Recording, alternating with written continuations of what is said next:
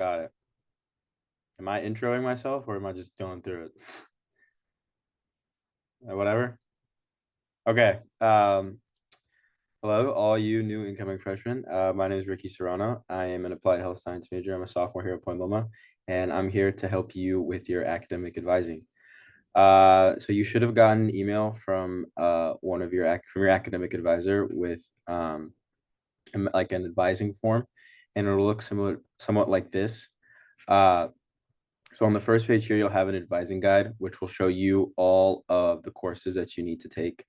This is a great tool just to kind of check off the courses that you've already taken and just kind of keep track. So here, like you see, if you click the checkbox, you'll have a green box pop up and it'll tell you how many units and it'll add it to the total unit counter.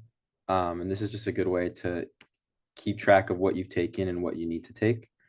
Um, Another great feature on here is it'll for your specific like end goal in mind, whether you want to be a physical therapist, an occupational therapist, pre-med, it'll have kind of already laid out a plan for you, and it'll show you different courses that you have to take or that you should take in the year. And this is just another great way to kind of make sure that you're on track with the classes that you need to take and make sure that you're registering for the correct classes. Right here, it'll have your 4-year plan. And right here, you can kind of brainstorm and map out a schedule before you meet with your advisor. You don't have to have it all completely filled out. Like as you can see here, like my junior and senior year, I've just put down classes that I need to have just as a placeholder.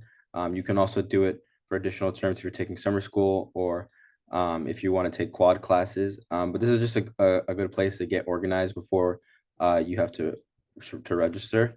It also is helpful to keep in mind that to graduate in 4 years, you have to take about 15 to 17 units in a semester. So this is another great tool to help you keep track of how many units you're taking um, in a year to make sure that you're on track to graduate. Another helpful tool that I found for when registering is going to the course catalog. To do that, you basically just have to look up Point Loma and then whatever major it is, and then you'll get to a page like this, and you'll come to the course list. And here it'll give you a list of all of the lower and upper division requirements that you need to take. And this is a great tool too, because let's say, for example, you want to take uh, let's say you want to take structural kinesiology. If you click on the course, it'll give you a description of the course. So you can kind of get an idea of what you're getting into for the class. And it also lets you know what prerequisites you need to have. So this is great when you're in your second semester and you need to you're trying to take more kines classes and you're not sure which ones you can take. This is just a great tool to have as well. So when you want to actually register beforehand, before going to see your academic advisor, you're going to want to make a safe schedule. To do that, you're going to log into Workday, and then you will go to the academics page.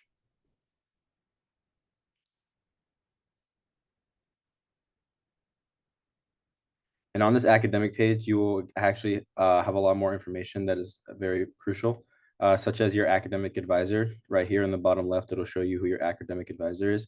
And then over here in upcoming registration appointments, it'll tell you what time you need to register for your classes.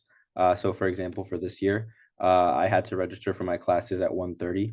So you want to make sure that you're aware of what time you have to register so that you are not late to getting the classes that you want, because classes will fill up fast.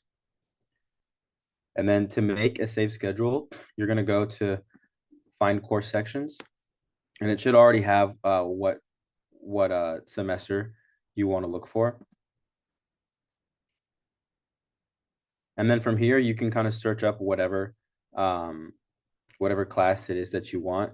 The course catalog is also helpful because it gives you the names or the acronyms for all the classes.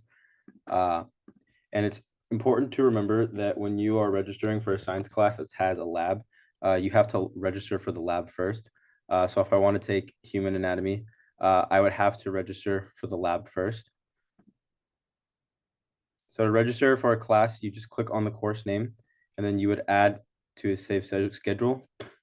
And you can make as many save schedules as you want. So right now we'll make a practice one.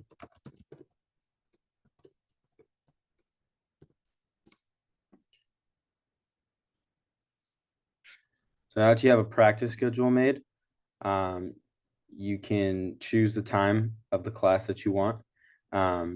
And from there you can choose. So since I'm in biology lab 1B, I would have to register for human anatomy section B or section 2 or section 1. So sorry. So section 1B, I have to register for anatomy class 1. And then once that's done, oh, all right, never mind. We'll restart this right here. Why is this not letting me do that? Because you've already taken it, Oh, it should won't I let do a you, so different you're one? just showing. Should I do a different one or Or you could just say, I've already taken this, so it's not going to let me do it. But you could show a different one, however you want. okay, I'll just do I already did this one. Okay, let's try that again.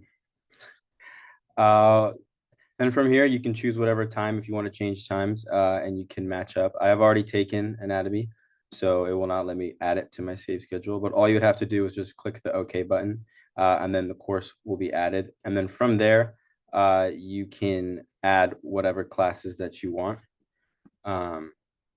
It'll have a little button at the bottom that says add course. So let's just add software engineering. Say I want to take this class, I would add it to my save schedule.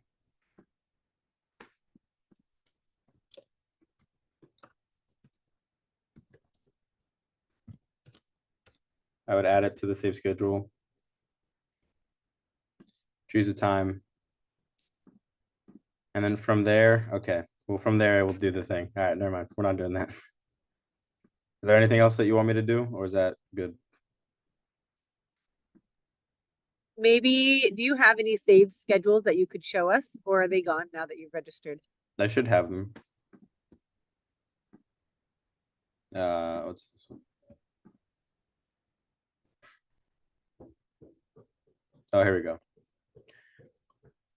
So as you're registering, it'll start to look like this, and you'll have a list of all the courses, the amount of units, the section, the teacher, what time they're at.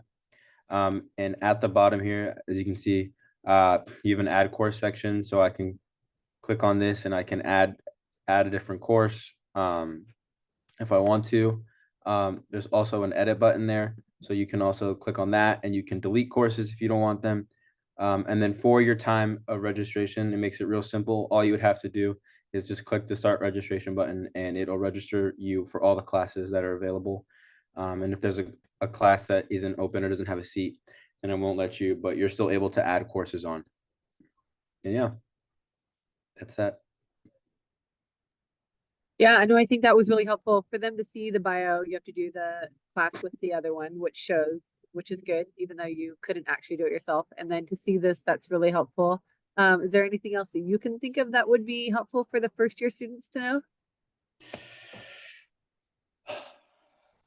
Ask you questions. I don't know. That'd be my only thing was like take advantage of the time that they have with you to ask questions about what courses to take. But I feel like that's something that you would tell them. Yeah, yeah.